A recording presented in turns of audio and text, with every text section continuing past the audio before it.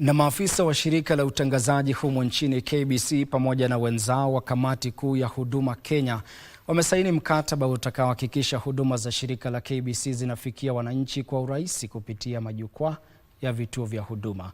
Katibu katika idara ya uwekezaji wa umma na usimamizi wa mali Cyril Odede amesema ushirikiano huo utakaoanza kwenye kituo cha huduma cha Makadara utasambazwa kwenye kaunti zote 47 katika kipindi cha mwaka mmoja ujao.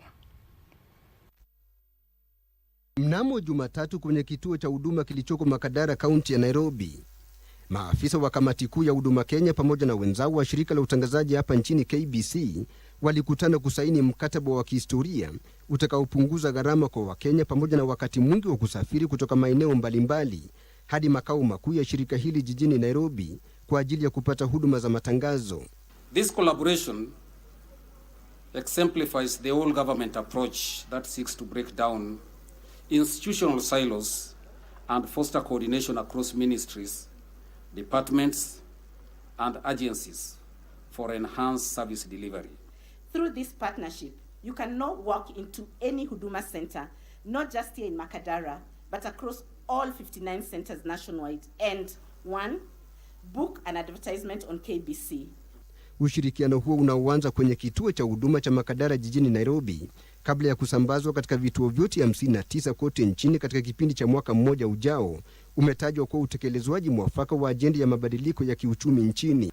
This partnership, which as we've been told has taken a fairly short time, and congratulations to both managers, MDs, for that speed of execution, is a strategic response to the whole of government doctrine championed by His Excellency President William Samoei Ruto.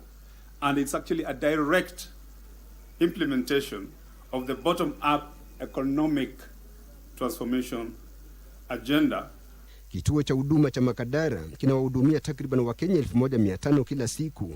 Mkataba huo unaelezea kinaganaga aina za huduma, uwajibikaji, majukumu na wajibu pamoja na kutoa maelezo ya wazi, mafupi na yanayoweza kupimika ya upatikanaji wa huduma na ubora. Mbali na hayo, unaelezea shughuli muhimu zitakazotekelezwa na kila upande ili kusaidia katika ubora, ufanisi na utoaji huduma ipasavyo. The partnership enables the corporation to leverage its strengths, expands its reach, and remains competitive in a dynamic media environment. We are integrating with eCitizen so that you can even make more requests from your phone. And we're exploring AI to make the process faster because your time matters.